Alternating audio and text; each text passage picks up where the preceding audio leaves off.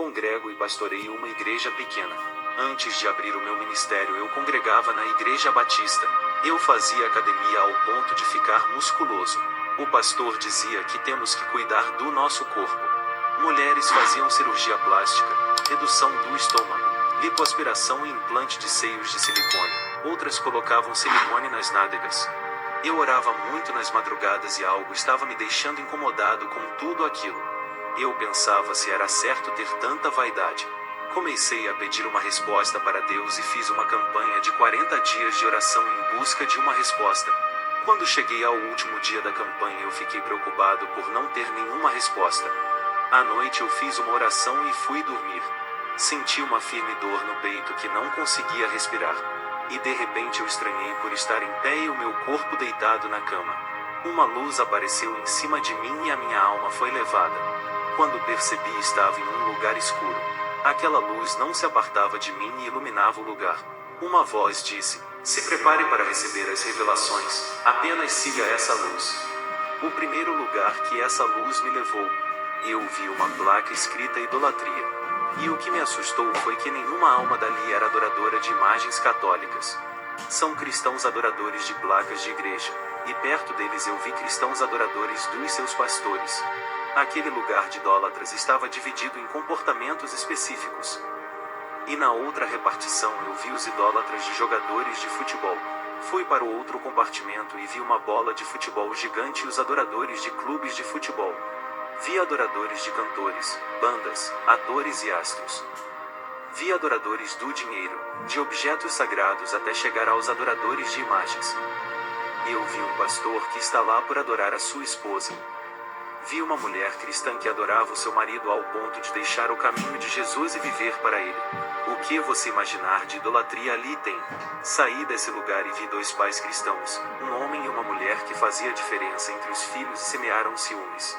Tratavam mais bem um de seus filhos a mais do que o outro. E isso nasceu uma revolta no coração da criança, o que o fez crescer um rapaz cheio de ódio. Continuei seguindo a luz e fui a um lugar onde só tem homens musculosos. Aquele é o lugar dos fisiculturistas e dos bodybuilders. Os demônios com facas abriam seus corpos e arrancavam os seus músculos. Eu não sabia o significado daquela revelação. Uma voz me disse: "Eles nasceram à minha imagem, mas preferiram ter a imagem deformada de Satanás." Continuei a caminhar. Eu vi mulheres que colocaram silicones nos seios, nádegas, braços e rostos. Os demônios as chamavam de suas bonecas porque tinham colocado muito plásticos dentro de seus corpos. Os demônios as serravam para tirar todo aquele silicone de dentro. Os demônios diziam: "Esses silicones são nossos, e vamos tirá-los dos seus corpos, nossas mulheres de plásticos."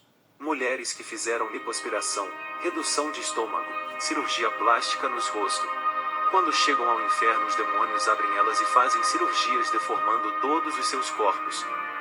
Uma voz disse que cirurgia plástica ou qualquer procedimento estético no corpo deforma a imagem de Deus, não aceita como Ele o criou.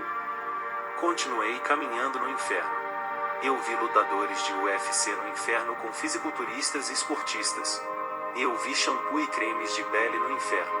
Aquele creme, quando a mulher passava em seu corpo, o cheiro seduzia os homens na terra. O shampoo, quando era passado na cabeça, a sua química penetrava dentro do couro cabeludo e ficava dentro do cérebro, causando alterações mentais. Depois eu vi uma mulher da igreja usar um perfume. E do seu corpo saía uma fumaça negra e cheirosa que entrava nos narizes das pessoas. Isaías capítulo 3 verso 24. E será que em lugar de perfume, haverá mau cheiro, e porcento, uma corda, e em lugar de encrespadura de cabelos, calvície, e em lugar de veste luxuosa, pano de saco, e queimadura em lugar de formosura. E muitos homens eram seduzidos pelo cheiro. Eu vi o demônio da sedução com um vidro na mão, e quando ele abriu o frasco, uma fragrância infernal saiu de dentro e entrou no meu nariz. Eu fiquei apaixonado por aquele demônio. Eu fui hipnotizado por aquela fragrância que saiu na forma de fumaça negra. Mas logo a luz que estava perto de mim destruiu o efeito hipnótico. No inferno está cheio de perfumes da sedução. Eu vi mulheres cristãs da igreja que depilavam as pernas e vestiam saias curtas para mostrar a sua sensualidade. Os demônios arrancavam as carnes das suas pernas. Eu vi uma moça que tirava as sobrancelhas. Os demônios arrancavam os seus olhos. Uma mulher que tira suas sobrancelhas muda a sua aparência. E a voz dizia para mim: ela mudou a minha imagem nela.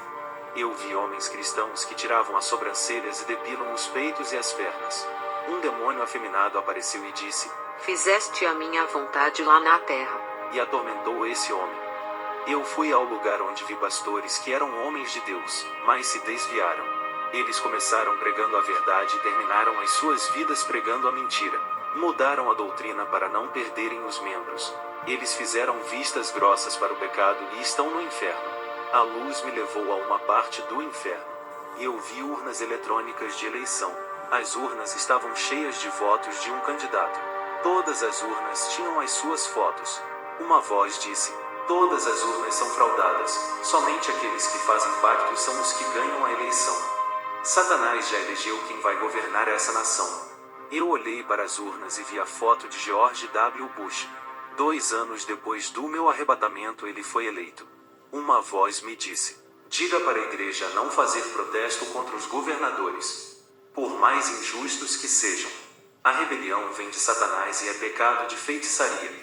Diga para a igreja somente orar pelos os governadores. Não quero que os meus servos sejam políticos. O governo afasta os meus servos de mim e corrompe os seus corações. Os meus discípulos renunciaram ao mundo e não fizeram parte do governo. A política é o engano de Satanás, onde ele controla todos os projetos e leis. Eu recebi essa revelação e provo na Bíblia que não há doutrina dentro do Novo Testamento que diz que o cristão pode ser político. Jesus foi o primeiro a rejeitar o governo quando o povo começou a aclamar de rei. Os 12 discípulos também não se envolveram. O apóstolo Paulo, que era do partido político dos fariseus, também se afastou para servir a Jesus. E muitos cristãos querem ser políticos usando como base o Antigo Testamento, como a passagem de José e Daniel. Não se candidate, isso irá levá-lo ao inferno. Eu vi o demônio do divórcio dentro do inferno. Eu me lembrei da minha vida e da minha esposa. O nosso casamento estava se desgastando aos poucos, e a igreja ainda nos oprimia dando conselho contra. Um demônio tentou me agredir no inferno com uma lança, mas a luz que estava perto de mim impedia que ele se aproximasse. A luz me tirou daquele lugar e me levou até as nuvens, onde pela primeira vez encontrei com Jesus. Ele disse: meu servo, era minha voz que falava contigo no inferno. Agora testemunhe para o mundo que viste. Estou lhe ungindo como meu pastor. Acerte a sua vida conjugal com a sua esposa e faça a minha obra. Quando a minha alma voltou ao corpo, eu e a minha esposa ainda dormiam em camas separadas. E quando a gente dormia na mesma cama, um ficava distante do outro. Um demônio deitou no espaço da cama que é o meio. Ouçam o relato dela. Eu, como a esposa dele, vi esse demônio perto de mim e do meu esposo Aldo. O nosso lar estava carregado porque a gente não estava se entendendo. Eu vi um demônio grudado no teto da casa e outro dentro do banheiro. O Espírito Santo tocou no meu coração para pedir perdão ao meu esposo e reconciliar. Mas isso não foi o suficiente para afastar os demônios de nossa casa. Eu dormia de short e sutiã e o meu esposo dormia de short e ficava sem camisa. Um demônio invadia o nosso quarto e nós dois tínhamos pesadelos. Fomos obrigados a dormir bem vestidos e nunca mais o demônio apareceu. Se você dorme quase nu, nem adianta fazer oração, porque Deus é santo e se envergonha da sua nudez. Roupas que para você é normal, mas para Deus é nudez. Eu e o meu esposo fizemos as pazes. Aquele pecado me consumia de ter ofendido ele. Eu tinha que esclarecer o mal-entendido e falar a verdade sobre o planejamento do divórcio, que ele não sabia. O nosso casamento ainda tinha as marcas da desconfiança do passado. Eu não parava de pensar como seria a sua reação. Eu o chamei para conversar e confessei os meus erros. Ele também confessou os dele e me compreendeu. Todo aquele peso saiu de nossas costas e veio o alívio. Defeitos eu tenho e vou melhorar como uma mulher sábia. Aprendi muito e não vou errar outra vez. Essa experiência foi um aprendizado. Somos influenciados pelos valores culturais de uma sociedade pecadora. Eu fui influenciada pelos conselhos de mulheres que são violentas com os seus maridos. Agora o meu desafio é trazer influência de uma vida transformada por Deus. O meu pastor me incentivou a raspar as sobrancelhas para agradar o meu esposo. Antes eu gostava de tirar quase tudo e deixava uma linha. Um dia estava orando a Deus. O anjo de Deus veio até o meu quarto e me repreendeu. Eu joguei a culpa no meu pastor que me induziu a fazer isso. O anjo disse que a culpa é minha e a responsável pelos meus atos sou eu. O meu pastor não me obrigou e nem pegou a navalha da minha mão para tirar as sobrancelhas. O anjo disse: independentemente do pecado que venha praticar, porque o pastor disse que não é pecado, saiba que o pastor não pode viver a sua vida e nem respirar por você.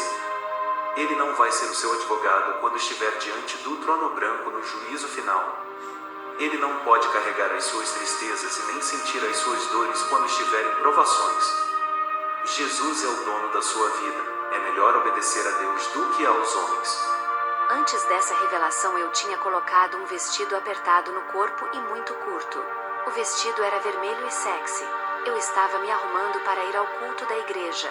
Um demônio apareceu para mim com o mesmo vestido vermelho. Ele se transfigurou na minha aparência e ficou igual a mim. Ele disse: o meu batom ficou muito lindo em seus lábios. Essa cor do seu vestido lhe deixou sedutora. Está linda. Nunca tire a maquiagem. Ficou sensacional. Está sexy e dentro desse pano tem um espírito da sensualidade, amigo meu. Eu dei um grito e o demônio desapareceu.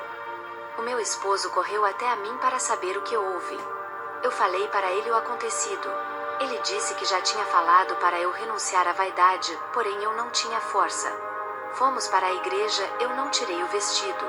E quando eu passava na rua, todos os homens paravam e olhavam para mim. Eles pareciam hipnotizados, isso nunca tinha acontecido comigo. Era a primeira vez que usava aquela roupa e parecia que lançava encantamento por onde eu passava. Eu sentia a sensação do poder e de rainha pela primeira vez. Quando cheguei a casa mesmo com o coração cortado, eu disse que iria dar o meu vestido. O meu esposo disse para eu queimar, pois o mal que não queria para mim, não era para dar para os outros. Quando joguei aquele vestido no fogo, eu vi um demônio saindo de dentro dele. É o espírito de sedução que possui qualquer mulher que veste ele. Aquela sensação que eu senti de uma mulher poderosa era a sensualidade. Quando eu consegui renunciar à vaidade, o meu esposo abriu o ministério próprio por causa do liberalismo do nosso pastor. Eu já estava recebendo revelações quando orava. Eu larguei da vaidade, mas o meu guarda-roupa estava armazenado de toda a roupa mundana. O Senhor disse: vá ao seu guarda-roupa. Eu fui. Ele disse: tu, minha serva, diz que se libertou da vaidade e da sensualidade. Eu respondi: Senhor, eu me visto bem, cubro as minhas vergonhas. Jesus disse: todas as lembranças do passado estão na sua casa. Ainda não esqueceu o seu passado? Satanás traz o passado de volta para a sua mente, alimenta os seus desejos e tu sente saudades. Não se esqueceste da velha criatura, não se desfez ainda dessas coisas, isso não me agrada. Tu ainda guardas roupas sensuais e biquínis em seu guarda-roupa. Brincos, batons, pulseiras, colares e minissaias estão guardados. Tu ainda estás ligado com o mundo. Os demônios vão lutar contra a sua fraqueza. Não abandonou o mundo completamente. O que adianta não usar e guardar? Tu ainda tem o seu coração nessas coisas. Eu irei julgar os seus corações. A minha palavra diz que as coisas velhas se passarão. Eis que tudo se fez novo. Tu precisas renascer em uma nova criatura e se desligar desse mundo. Santifica-se mais se queres morar no céu. Eu citei o nome da irmã Dolores, que se vestia bem e colocava vestidos largos parecendo uma muçulmana. Eu disse: Senhor, ela é uma grande serva de Deus. O Senhor me respondeu: ela vive de aparência certa, tem grande amargura em seu coração, e guarda um profundo ódio do seu esposo que a abandonou. As suas vestimentas encobrem a realidade dessa mulher, nem tudo que brilha é ouro. Eu fiquei assustada com essa revelação que o Senhor me passou. O Senhor me revelou vários nomes de indústrias de roupas satânicas que fazia pacto com Satanás para vender ao mundo todo. Os panos eram consagrados e uma legião maligna entrava naquelas roupas. Os panos tinham uma força maligna que convence qualquer pessoa para comprar e o sucesso de venda trazia grande lucro para o dono. Essas roupas consagradas hipnotizavam as pessoas para comprar. O meu vestido vermelho que eu queimei foi consagrado. O Senhor Jesus me mostrou o dono da indústria cortando a mão e derramando o seu sangue na hora da coloração do meu vestido. Eu e o meu esposo somos felizes. O nosso casamento é como um jardim cultivado com o passar do tempo. Tudo o que fizemos comunicamos um com o outro. Essa foi a experiência da minha esposa junto com o meu arrebatamento ao inferno de fogo. Evitei a falar de assuntos de trabalho, estudo e projeto de vida. Passei a conversar sobre nós dois e marcamos um dia para viajar para outros lugares. Comemoramos os nossos 3 anos de casamento e convidamos a igreja para participar.